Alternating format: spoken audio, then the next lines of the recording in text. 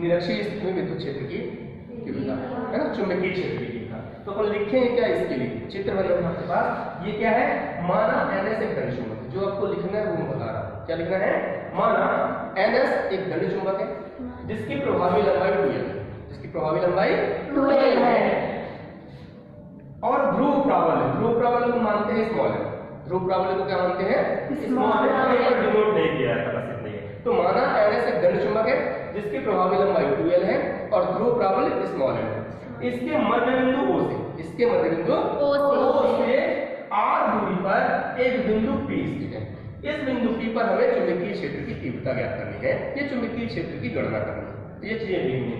अब देखते हैं कि N से बिंदु को P को जब मिला रहे हैं, यहाँ पर एक तीव्रता निकलेगा जिसको हम बोल रहे हैं B1, तथा P को S से मिलाने पर जो मान मिलता है B2, यह भी दूसरी तीव्रता है। अर्थात N के कारण P पर तीव्रता निकालेंगे जिसको अपन B1 से डिनोट करेंगे, S के कारण बिंदु P पर तीव्रता निकालेंगे जिसको अपन किससे डिनोट करेंगे, B2 से डिनोट करेंगे। लेकिन हमें क्या चाहिए, दोनों के बीच का परिणामी तीव्रता, दोनों के बीच का परिणामी तीव्रता अर्थात हमको B चाहिए। तो या तो B1 प्लस B2 के बराबर होगा, इसके बराबर हुई है B1 प्लस B2। क्यों, क्योंकि जो S ध्रुव है वह बिंदु P से और जो N ध्रुव है वह भी बिंदु P से एक बराबर दूरी पर, एक समान दूरी पर, इसलिए हम बिंदु P पर परिणामी तीव्रता निकालेंगे। तो सबसे पहला काम करते हैं, बिंदु N के कारण P पर तीव्रता, ठीक है, तो इसको क्या लिखेंगे, उत्तरी ध्रुव, उत्तरी ध्रुव N के कारण बिंदु P पर, बिंदु P पर चुंबकीय क्षेत्र की तीव्रता, इसको डिनोट करते हैं V1 से।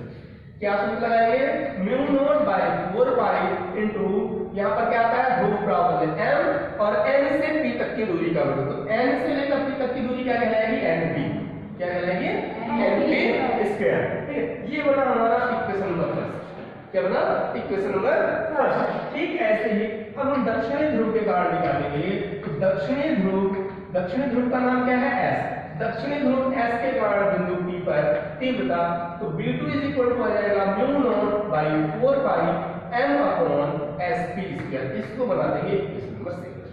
अब SP स्क्वायर और NP स्क्वायर इन दोनों का मान चाहिए, लेकिन हम देख रहे हैं चित्र से कि यह एक समकोण त्रिभुज है, SOP और NOP एक समकोण त्रिभुज दिख रहा है। जब यह एक समकोण त्रिभुज है तो हमारे पास ये जो दोनों मान दिख रहे हैं ये कर्ण कहलाएंगे। जब ये कर्ण कहलाएंगे तो दोनों बराबर होगा, दोनों क्या होगा, बराबर होगा। तो इसके कारण मैं NP और SP को अलग अलग नहीं निकालूं, कोई एक मान निकालेंगे। अब बिंदु P पर परिणामी तीव्रता, बिंदु P पर परिणामी तीव्रता, बिंदु P पर परिणामी तीव्रता हम निकालते हैं, B is equal to B1 plus B2, क्या लिखेंगे, B1 प्लस B2। लेकिन हमारे पास B1 का भी पूरा मान नहीं है और B2 का भी पूरा मान नहीं है। इस प्रकार यहाँ पर हमारे पास दो कोण बनते हैं, इसलिए यहाँ पर जो सूत्र आएगा वो कुछ अलग होगा। ये आएगा 2B1 cos 2 थीटा बाई 2, ये फॉर्मूला हो सकता है हमारे पास। या तो B1 लिखो या तो B2, कोई फर्क नहीं पड़ता। कारण क्या है, फॉर्मूला पड़ेगा क्योंकि N से P तक की दूरी और S से P तक की दूरी, इन दोनों का मान एक बराबर है। तो चाहे मैं यहाँ पर B1 लिखूं और चाहे मैं B2 लिखूं, कोई फर्क नहीं पड़ेगा। अब ये दो से दो कैंसिल हो जाएगा, तो B is equal to 2B1 cos theta, ये फॉर्मूला बना इक्वेशन नंबर 3। इसमें हमें वैल्यू रखनी है, अगर मैं B1 लिया हूं तो NP वाला मान रखूंगा। देखो यहाँ पे ये हो गया 2B1 की value mu naught by 4 pi M upon NP square और cos थीटा। इसको थर्ड समीकरण बना रहे थे, इक्वेशन नंबर 3 इसको बना रहे थे। इसमें हमें NP की वैल्यू रखनी है और cos थीटा की वैल्यू रखनी है, NP और cos थीटा की वैल्यू। तो देखते हैं NP और cos थीटा हमें कहां से मिलेगा। हमें ट्रायंगल लेते हैं, एक त्रिभुज ले लेते हैं PON, या हम कह सकते हैं यहाँ पर ONP। कौन सा त्रिभुज ले लेते हैं, त्रिभुज ONP में। अब देखते हैं त्रिभुज ONP में हमें क्या चाहिए, NP चाहिए। हमें क्या चाहिए, NP, पाइथागोरस प्रमेय लगाएंगे। क्या लगाएंगे, पाइथागोरस प्रमेय। तो ONP में पाइथागोरस प्रमेय लगाएंगे। पाइथागोरस प्रमेय क्या कहता है, कर्ण का जो वर्ग होगा आधार का वर्ग प्लस कर्ण के वर्ग के बराबर। तो आधार क्या है मेरे पास, ON, ठीक है। तो NP square is equal to हो जाएगा ON square plus OP square. ये है ON। टोटल दूरी क्या है, S से N तक की दूरी 2L, S से N तक की दूरी कितनी है, 2L। क्या है, मध्य बिंदु है। मध्य बिंदु मतलब 2l को आधा आधा बांटेगा, तो 2l को जब आधा बांटेगा तो l ये हो जाएगा और l ये हो जाएगा। तो OL की वैल्यू क्या मिली, l। OP की वैल्यू O से P तक की दूरी कितनी है, r। एक का मान है l, दूसरे का मान है r। तो यहाँ पर देखते हैं ये है l स्क्वायर हो गया और ये हो गया r।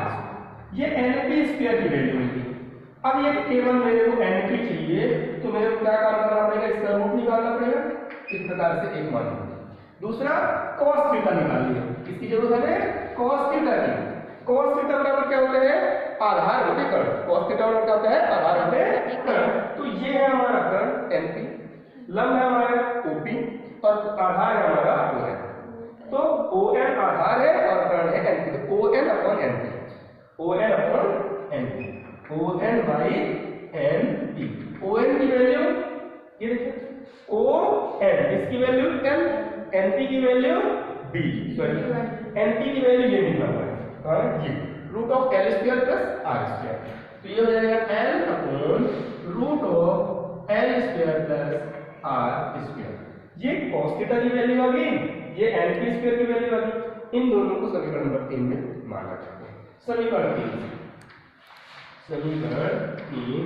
ये समीकरण 3 में मान रखने पर b is equal 2 into mu naught by 4 pi m upon np square की वैल्यू है l square plus r square. बगल में cos थीटा की वैल्यू क्या आ गई हमारे पास, n upon root of l square plus r square. अब क्या काम करते हैं हम लोग, देखो 2 into m into l, इसको मिलाकर के कैपिटल m बनता है। l और 2l को मैं एक साथ लिख रहा हूं। इसी को दूसरे तरीके से हम लिखेंगे तो b is equal mu naught by 4 pi m into 2l। ये देखिए ये 2 और l को मिला दिया, मैं 2l बन गया, m बदल गया, m into 2l। इन दोनों को भी एक साथ लिखता हूं। देखो दोनों में वही चीज दिया है, l square plus r square. यहां पर भी रूट में l स्क्वायर प्लस r, इसका रूट बस बनाएंगे। तो यहां पे है l square plus r square पहले से है, बगल में जो है वो है l square plus r square root में। रूट मींस होता है 1/2, रूट मींस 1/2। अब देखो ये आधार है और ये भी आधार सेम है। जब आधार एक समान होते हैं इनके घात को क्या कर दिया जाता है, जोड़ दिया जाता है। इनके घात को क्या कर दिया जाता है, जोड़ दिया जाता है। तो हम इसको लिखेंगे ये m into 2l जो कि हो गया कैपिटल M, इन दोनों को हम क्या कर देंगे, प्लस कर देंगे। इस प्रकार से 1 + 1/2 ऐसा इसलिए हुआ क्योंकि m into 2l is equal to capital M। अब इसे हम सॉल्व करेंगे तो mu naught by 4 pi into m upon l square plus r square.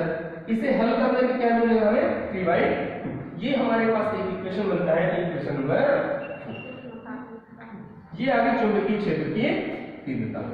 इसके बाद थोड़ा सा इसमें और है, जब क्या करेंगे l को r की अपेक्षा छोटा मानेंगे।